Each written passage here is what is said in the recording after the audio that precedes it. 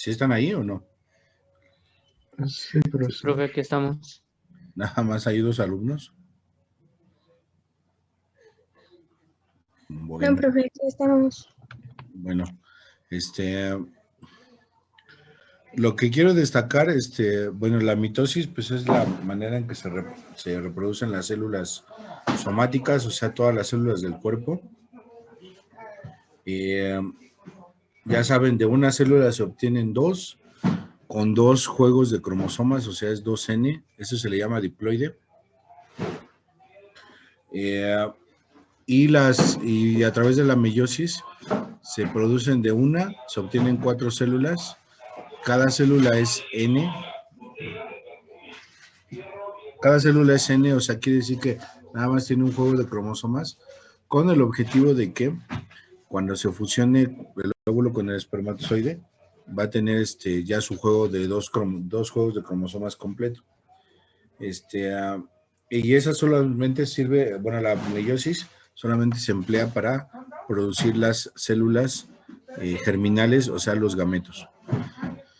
Bueno, ya vieron las etapas, profase, metafase, anafase, ahí pueden ver bien lo que caracteriza cada una, y lo único que quiero resaltar ya por último, importante, muy importante, es en la profase 1, la meiosis. La meiosis en la profase 1, lleva a cabo un proceso que se llama entrecruzamiento. El entrecruzamiento es fundamental para la variación de las especies, ¿no? A ver, voy a ponerles una imagen.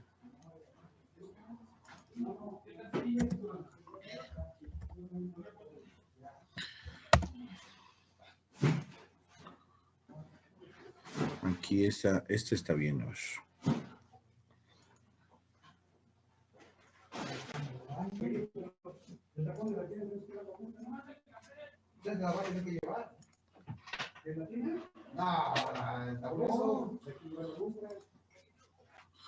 Miren, aquí por ejemplo tenemos esto. Acuérdense que los cromosomas están por pares, o sea, par 1, quiere decir un cromosoma paterno y uno materno son homólogos. ¿Sí ven esta figura? ¿Se alcanzan a ver esta figura? Sí, profe. Sí. Bueno. Por ejemplo, vamos a suponer que este es el par 1, este es el paterno y este es el materno. Son muy parecidos en cuanto a forma y tamaño. Además, contienen el mismo tipo de información, los mismos tipos de genes, digamos. Lo que se va a formar en la profase 1 de la meiosis es la tétrada. O sea, ¿qué quiere decir esto? Que estos cromosomas, los homólogos, se van a pegar en distintas secciones. Cada uno de esos lugares donde se pega se le llama quiasma.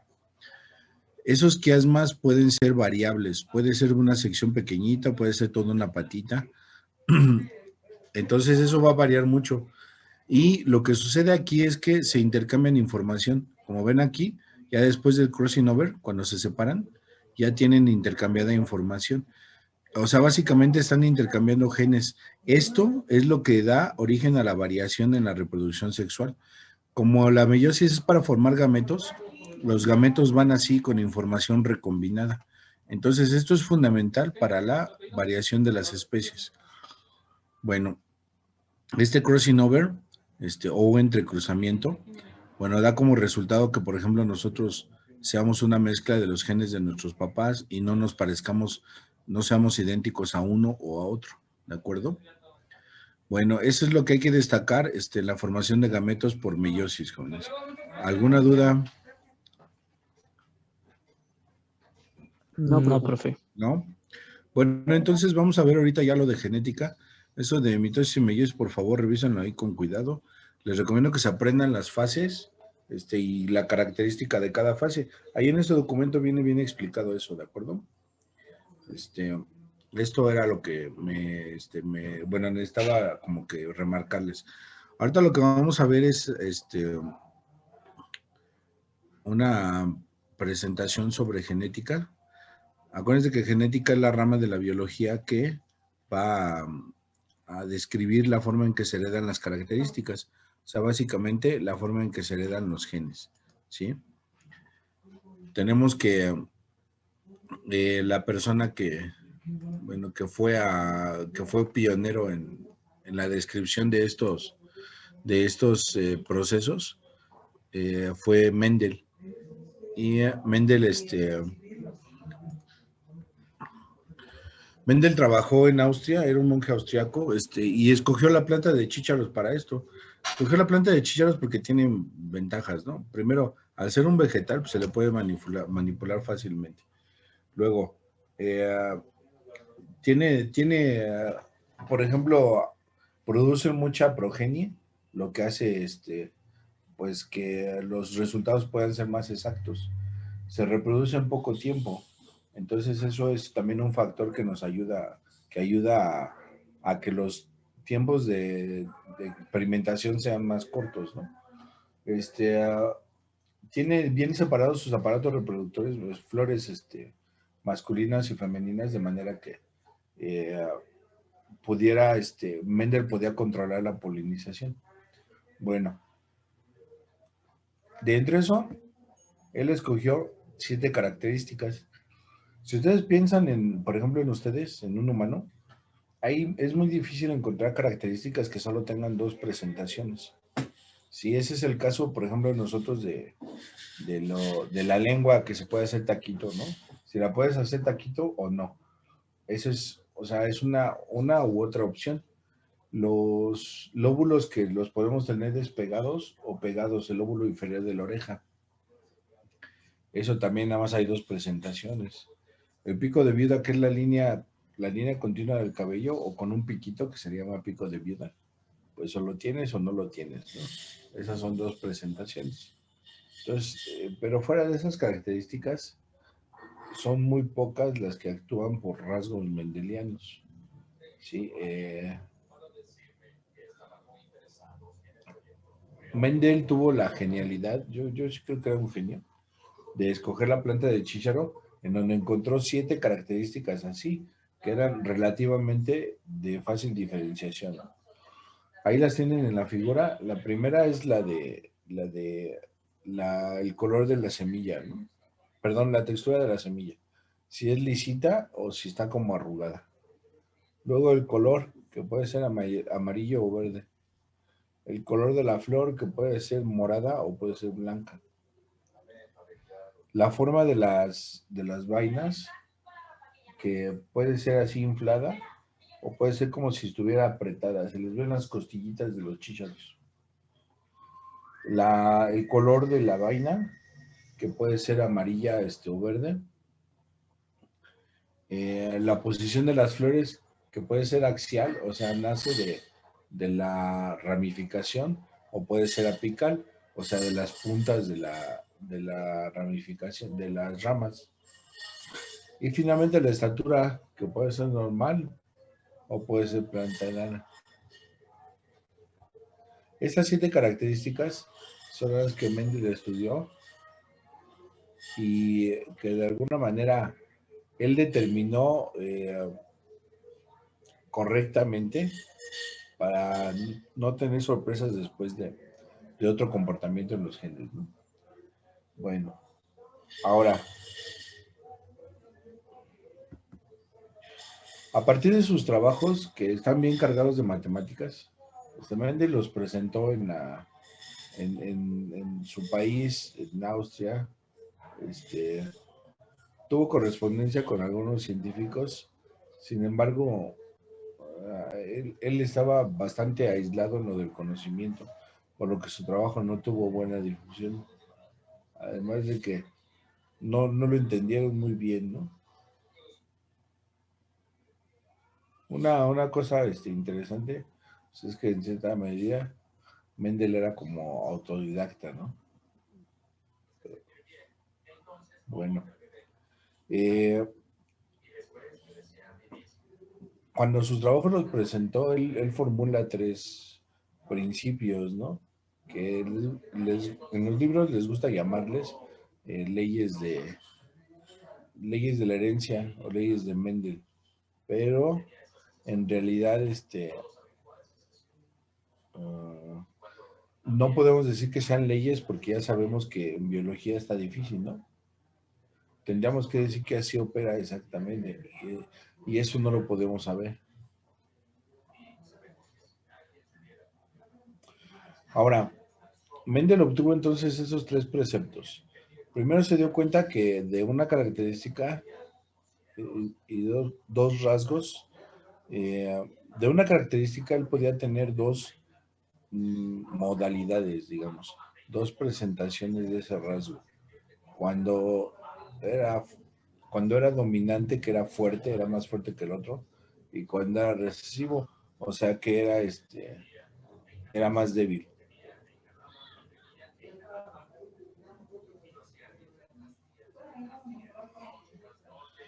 Otra de las reglas, bueno, eso le llamó alelos dominantes y recesivos.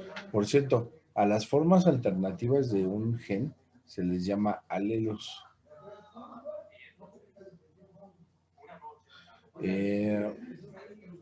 Llamó entonces al primer precepto alelos dominantes y recesivos. Luego tenemos la otra que es la segregación de caracteres. O sea, quiere decir que los caracteres se van a separar, se van a heredar. O sea, un cromosoma tiene un alelo y el otro cromosoma tiene el otro. Ahorita vamos a verlo con una imagen eso. Y finalmente la herencia de caracteres independientes. Quiere decir que, por ejemplo, una planta puede tener flores moradas y ser alta o ser de estatura normal, pero también puede tener flores blancas y ser alta o de estatura normal. O sea, esas características no van ligadas una con otra. ¿Sí? Sí existen características así, pero no en este caso. Sí, los primeros trabajos de Mendel están así como para entender, es como para morritos, ¿no? Bueno, para poder explicar eso, aquí tenemos el dibujo de un cromosoma que ya habíamos platicado el día de ayer. Este cromosoma se compone de 3 plegamientos, bristonas, y se hace un cuerpo pachoncito, así. Tiene 2 patitas que son las cromátides. Esas 2 patitas se van a separar durante la mitosis, ¿no? Pero aquí lo que nos interesa es señalar que tienen genes. Un fragmento de un cromosoma contiene información, eso le llamamos gen. Un gen es una información para una determinada característica. Sí, el mapa del genoma humano ya se describió, ya se completó y sabemos en cada uno de los cromosomas cuáles y cuántos genes están y en dónde deberían de estar. Sí, bueno, eso ya lo sabemos, ahora falta que se pueda hacer la manipulación, ¿verdad? Bien.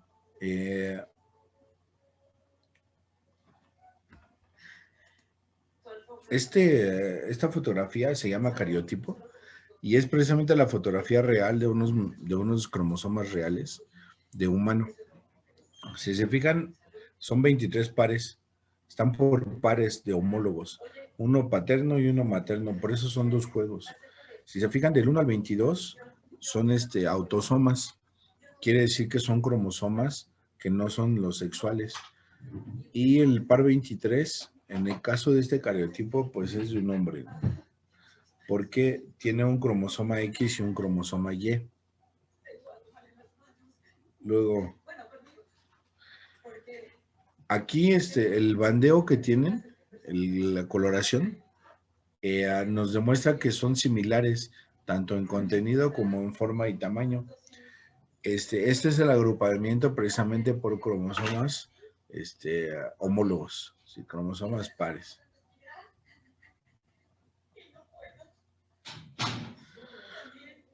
Los últimos 2 cromosomas que son los sexuales, si fijan, el X es mucho más grande que el y van a determinar el sexo del individuo. Si es XY, es un hombre, si es XX, es una mujer, ¿sí? Y bueno, pues genéticamente ¿Cómo, nada más profe? XX, o sea, 2 de estos, es una mujer y XY es un hombre. ¿Sí? Y biológicamente son las únicas 2 posibilidades, ¿sí? Desde este punto de vista del cariotipo. Bueno. Oiga, profe, una duda. Sí.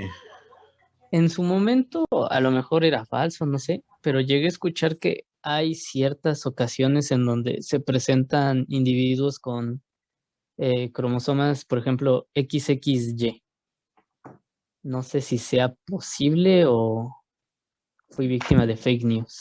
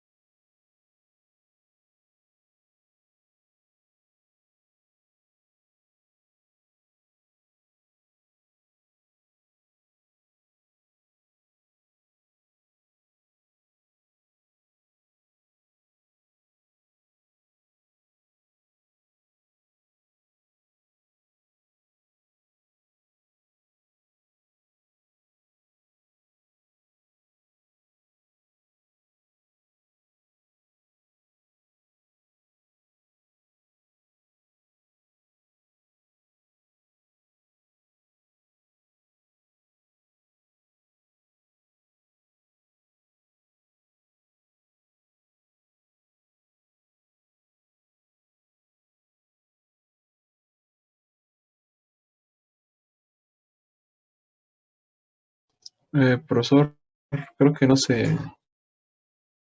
tiene su micrófono. Ah, no me escucharon nada de lo que hablé entonces. No. No. Me aventé bien perra mi explicación acá. Sí. Bueno, sí, estaba diciendo que estos síndromes son genéticos y sí existe la posibilidad de que haya personas así. Por ejemplo, hay mujeres con 3 cromosomas X, pero eso causa algunos trastornos en cuanto a los hormonales, por ejemplo. Hay hombres que son XY, XXY, pero por ejemplo, ahí luego el sexo, luego a veces es difícil de definirlo, ¿no?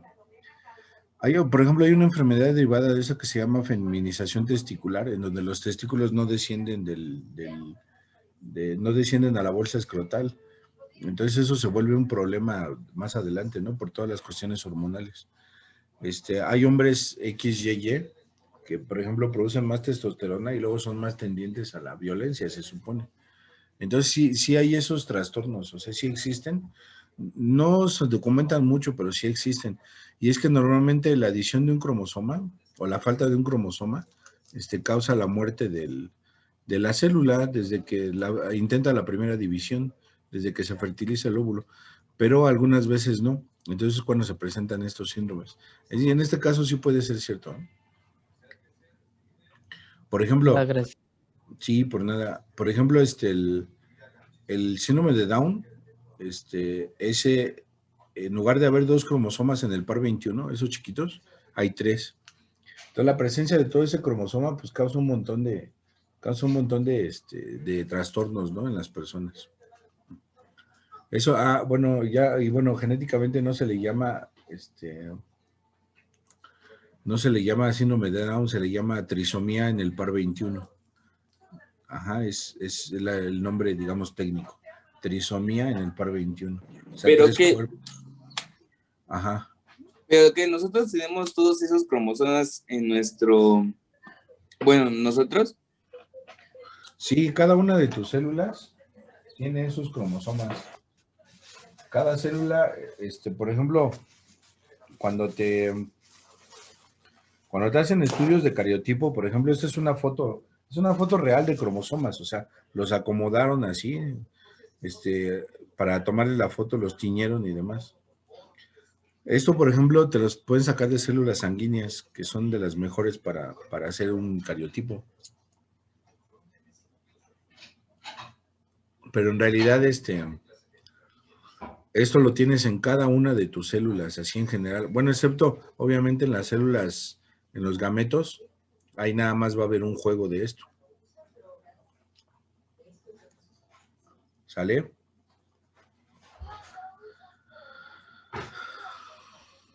Ustedes pueden hacer su cariotipo. En los laboratorios les toman fotos así a sus cromosomas para que lo guarden de recuerdo.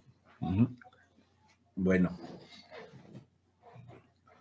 Si se fijan, entonces el coloreado es parecido, ¿no? Porque son cromosomas homólogos.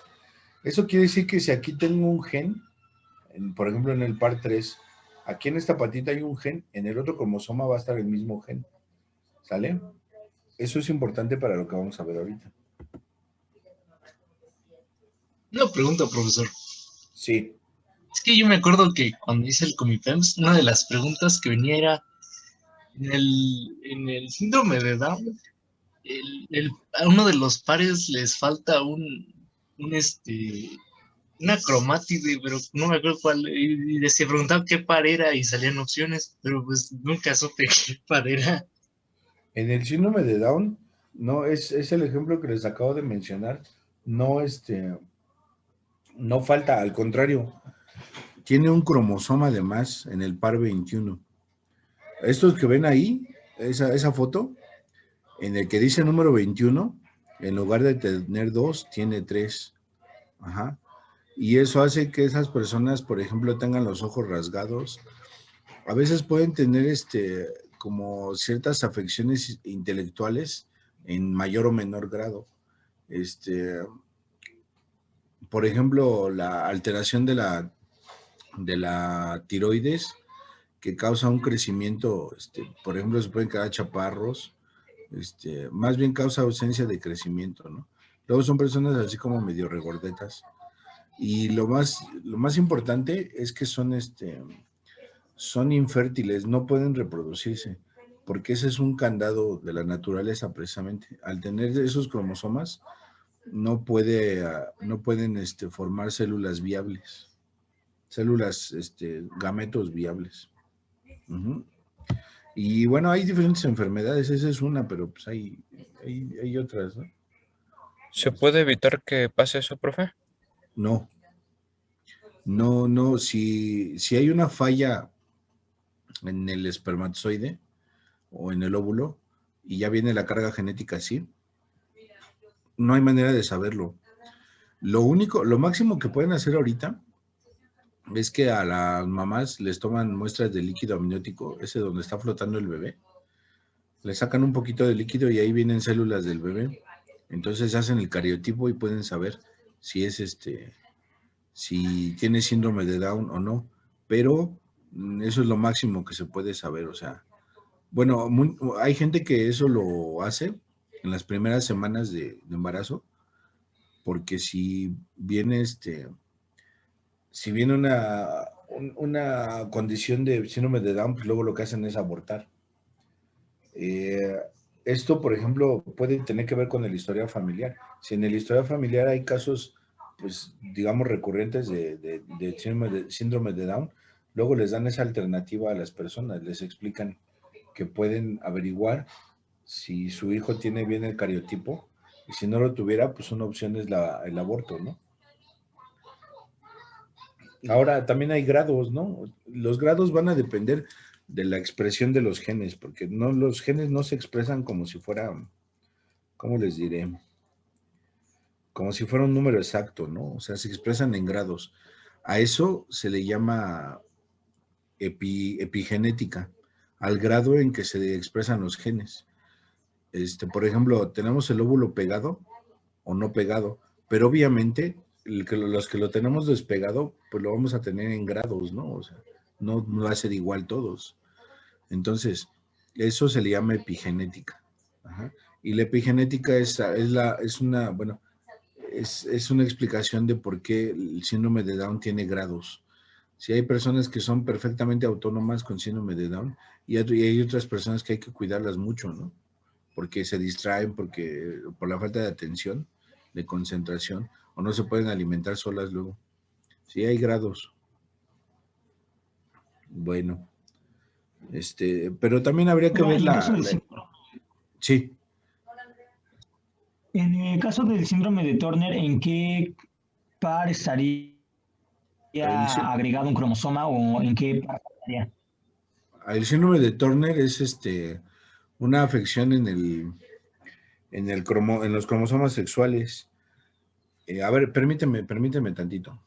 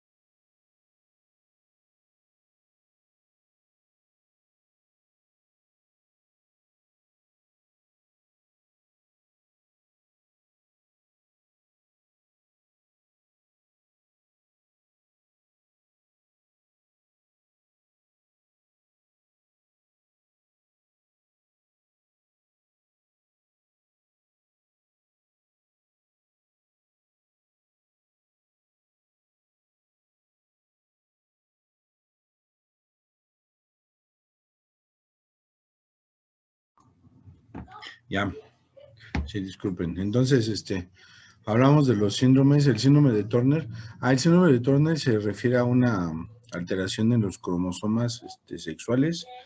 Es una mujer que nace con un solo cromosoma X. O sea, por alguna razón, pues probablemente el espermatozoide no aporta el cromosoma. Entonces nada más tiene, bueno, cualquiera de los dos tiene un X, nada más. Y normalmente estas personas son infértiles. Este, puede haber afecciones, por ejemplo, cardíacas, pero sobre todo lo que tiene que ver con el metabolismo. Estos cromosomas son impulsores de los caracteres sexuales secundarios así de forma importante. Entonces ahí puede haber problemas en el desarrollo de esos caracteres sexuales. ¿Sí? Pueden ser a lo mejor, no sé, personas que igual en la afección de la tiroides crezcan menos, o sea, tengan menor estatura. Ajá, ese es el de Turner. No me acuerdo, me parece que hay un síndrome. A ver, déjenme buscar ese. Hay un síndrome que lloran como gatos de niños. Cuando lloran parece de gato. Parece un grito de gato. Mm,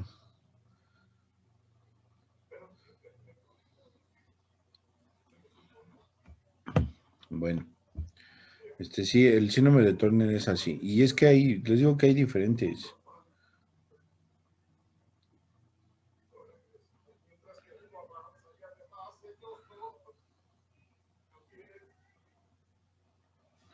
Maullido de gato.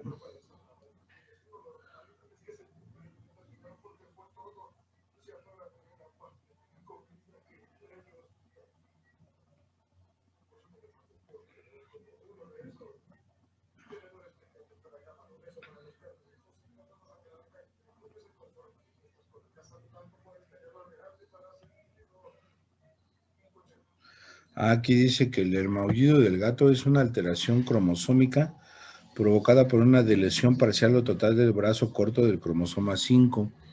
O sea, este par que vemos acá, uno de los cromosomas le falta una patita o le falta un pedacito. Y entonces eso hace que los niños lloren como muy agudo y parece como si llorara un gato. ¿Se acuerdan de la película japonesa esa de que maulla como gato? Así mero, así lloran los niños. ¿Y qué más afecta ese síndrome? Pues no menciona alguna otra cosa. A ver, déjenme ver. Es que esto de los síndromes nunca me lo aprendo bien. Epidemiología y etiología, aquí está. Patogenia.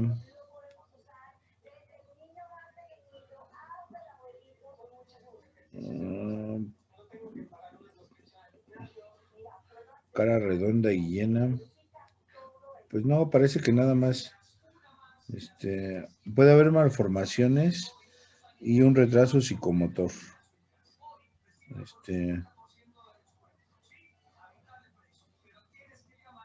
Dicen los afectados, señales como la curiosidad frente a lo nuevo, deseos de comunicar lo aprendido, el interés por las reglas de convivencia, interrelación de sus experiencias personales, son actitudes muy valoradas para sus pronósticos al margen de sus posibilidades reales. O sea, básicamente es alguien de Batis. Más allá del maullido de gato, pues no, es como una introspección nada más social, aparte de eso. Y vamos a ver lo que me preguntaron del síndrome de Down, la prevalecencia, porque luego uno se espanta con eso de que no voy a tener hijos porque no vayan a tener síndrome de Down. O novia, ¿no? Ajá. Déjenme ver la prevalecencia. ¿Cuál es? No, pues es tan antiguo como la humanidad, ¿eh? Bueno, aquí hay registros muy antiguos de 1400. Incidencia global es de 15 niños por cada 10,000. Uno de cada 700 nacimientos. Habría que ver la incidencia en México. Porque este dato que tengo aquí es de Wikipedia, es global. Entonces habría que buscar la incidencia. 15 por cada 10,000. Es alto. Sí, es alto. Pero bueno, ahí ya saben, jóvenes. Ya tuvieron una idea. Bueno, vamos a proseguir. Luego entonces, les decía esto. Este es un cuadro de Punnett que nos sirve para representar los gametos de cuando se hace una cruza. Acá representamos arriba a la parte masculina y acá abajo la femenina. Aquí en esta fila tenemos representado el alelo de un cromosoma y el alelo de otro. Recuerden que alelo es la forma alternativa de un gen y pueden ser dos, alelo dominante o alelo recesivo. En este caso, este individuo tiene dos alelos dominantes, un alelo en un cromosoma, el otro en otro cromosoma, y son los dos dominantes. A esto se le conoce como línea pura. Y en términos de, digamos, de clasificación genotípica, a esta clase se le llama homocigótico dominante. Homo, porque los dos alelos son iguales, es homocigótico y es dominante porque es el alelo dominante. En el otro caso, por ejemplo, esta de acá, también son homocigóticos, pero son recesivos. Ajá. Ahora, si yo cruzo un macho homocigótico dominante con una hembra homocigótica dominante, ¿cuál es la probabilidad de que la descendencia sea homocigótica dominante? Pues es el 100%, ¿no? Porque no hay otros alelos, o sea, no hay de dónde sacar. ¿Cuál es la probabilidad de que sean homocigóticos recesivos o heterocigóticos? Pues es 0, porque no tenemos aquí, no tenemos más que puros genes, alelos dominantes, ¿sí? En cambio acá, a estos que tienen un dominante y un recesivo, que se les llama heterocigóticos, es otra la proporción, ¿no?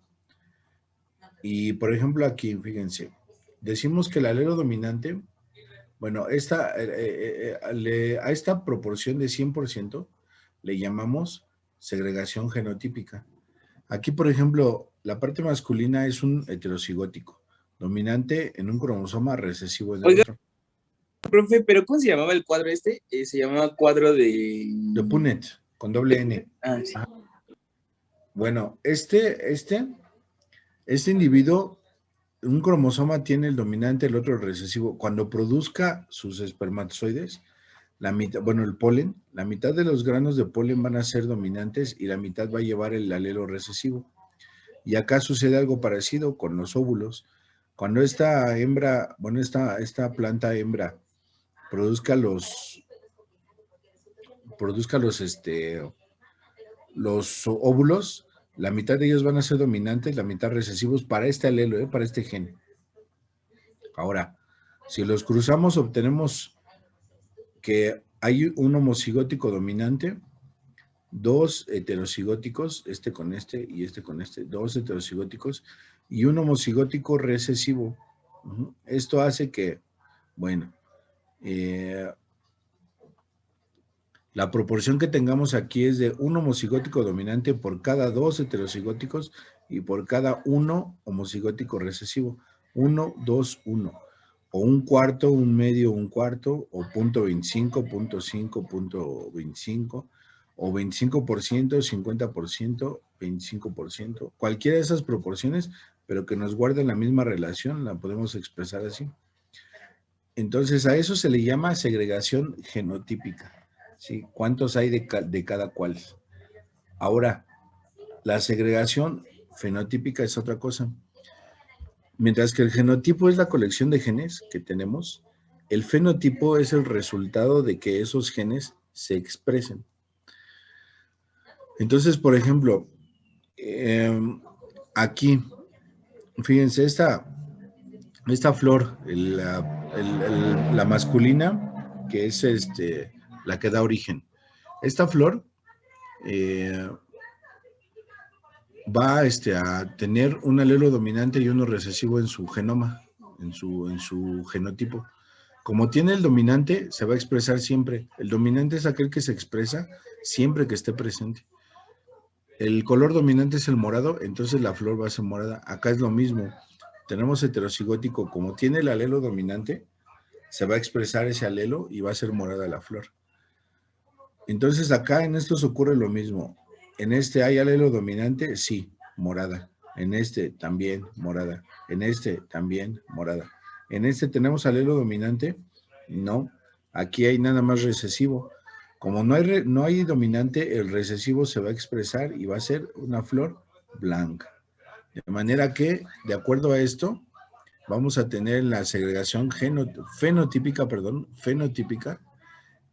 vamos a tener 3 flores moradas por una flor blanca. ¿De acuerdo? ¿Sí, jóvenes, o no? Sí. Bien. Eso pasa con cada gen, ¿no? Con cada uno. Con cada alelo, sí. Sí, con cada gen. Si tuviéramos otro, 2, 3, como en el caso de Mendel, que eran 7, pasa con los 7 genes. ¿Sí? Bueno, ahora, como dice su compañero aquí, ¿Cuál es la diferencia entre alelo y gen, profe? un gen es un pedazo de cromosoma que lleva información. Y un alelo es las formas alternativas que tenga ese gen. En este caso de la genética mendeliana solo tiene 2 formas, la dominante y la recesiva. ¿Sale? Ok, gracias. Por nada. A ver, Permítanme un minuto y echen un ojo a esto, jóvenes. Aquí es una cruza con dos genes, ¿sí? Váyanmelo viendo, permítanme un segundo.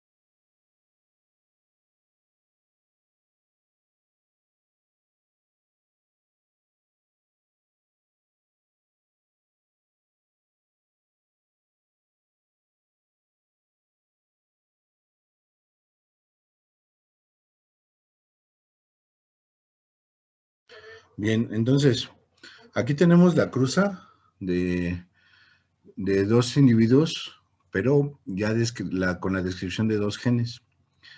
Tenemos el gen R, que va a ser el que va a definir bueno, es el gen de la textura. Entonces, por ejemplo, aquí tenemos un homocigótico dominante. La textura lisa es la dominante, mientras que acá es homocigótico recesivo, la textura arrugada es la recesiva. Luego el color. Acá tenemos un homocigótico dominante para el color, que es A, y el color dominante es amarillo, mientras que el recesivo es verde. Acá tenemos homocigótico recesivo, por lo tanto esta semilla es verde. Son líneas puras porque son homocigóticos, ¿sí? Entonces, la P es de parental. Vamos a cruzar estos dos individuos. ¿Qué gametos puede producir este? Pues nada más puede producir polen que lleve el gameto, el alelo dominante para textura y el alelo dominante para color. No hay otra posibilidad porque no tiene otro tipo de alelos. En cambio, y en este caso es lo mismo, solamente que con los recesivos. Solamente puede llevar el recesivo para textura, recesivo para color, ¿sí? Ahora, si ustedes hacen la tabla de Punnett, el cuadro de Punnett, cuando crucen esto, lo único que van a obtener es heterocigóticos. Si todos, el 100% van a ser heterocigóticos en la primera generación, o sea, filial 1, que es lo que quiere decir esta F. Luego, este heterocigótico, ¿qué apariencia tiene? Pues como lleva, perdón, alelos dominantes, tanto para textura como para color, va a ser liso y amarillo, igual que este de acá. No se va a distinguir porque ambos llevan alelos dominantes. Ahora aquí viene lo interesante. Para obtener la F2, lo que se hace es una autofecundación. ¿Qué es eso? Primero obtenemos, vamos a obtener las plantas masculinas y femeninas de esto, de esta F1 se van a cruzar entre sí. En las plantas masculinas, ¿qué alelos podemos presentar? Bueno, puede ser dominante, dominante, dominante recesivo, recesivo dominante o recesivo recesivo. Esos son los 4 tipos de gametos que se pueden formar. Ahora, esas mismas plantas, ¿qué gametos femeninos pueden formar?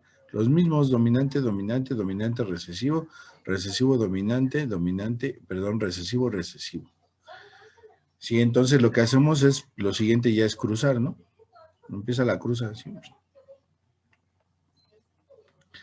Y si se fijan, vamos a tener 6 clases, 6 clases genotípicas diferentes.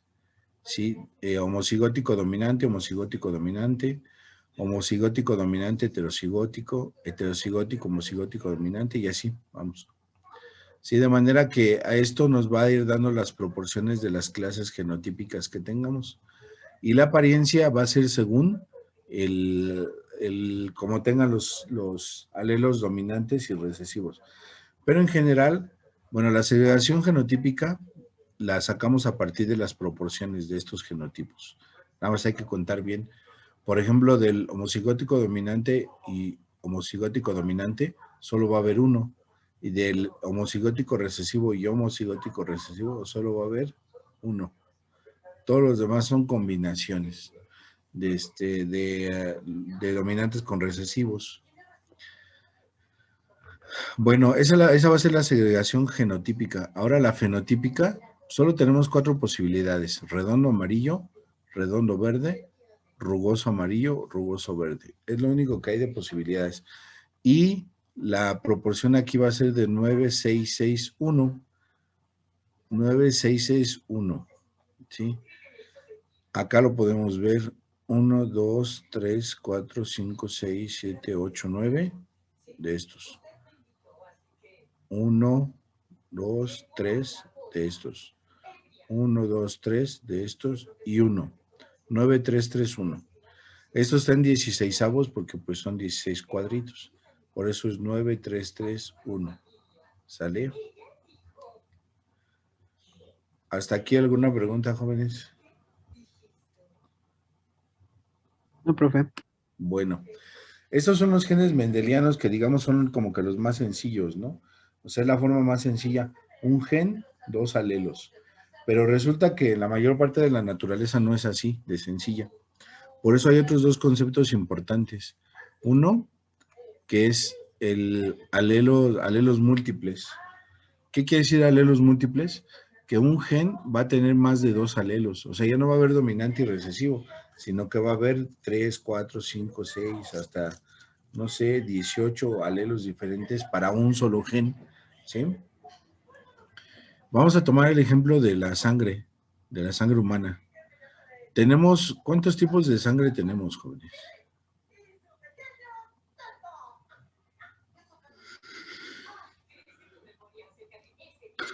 Como 6. Son 4. Aquí los tenemos, el A, el B, AB y el 0. Ahora, ¿cómo se obtiene esto? El gen del tipo de sangre de esto tiene 3 alelos. El IA, I y el IB. Ajá, I o I0 y el IB. Entonces va a ser de la siguiente manera. Si tengo IA, 2 IA, el genotipo es AA, el grupo sanguíneo es A de esta persona. Si tengo el IA con el I0, va a ser este tipo de sangre A, porque el A va a dominar al I. Entonces el tipo de sangre va a ser A. Luego tenemos el B. IB, pues BB, pues da grupo sanguíneo B. IB con I0 da grupo sanguíneo B. Luego, el IA con el IB, aquí entra otro concepto que se llama codominancia. Ninguno de los dos domina al otro, entonces el resultado es una mezcla nueva. Es como cuando ponen el café que es negro con la leche que es blanca y lo que resulta es como de color cafecito, ¿no? Entonces así, aquí ninguno de los dos va a dominar, sino va a haber una codominancia. Por eso el tipo de sangre es AB. Y finalmente, cuando hay 2 y O, el tipo de sangre es O. Acá está. A ver, fíjense aquí. ¿Qué probabilidad hay de que una persona, bueno, en una mezcla libre, de que una persona tenga tipo de sangre O? ¿Qué posibilidad hay, según esa tabla?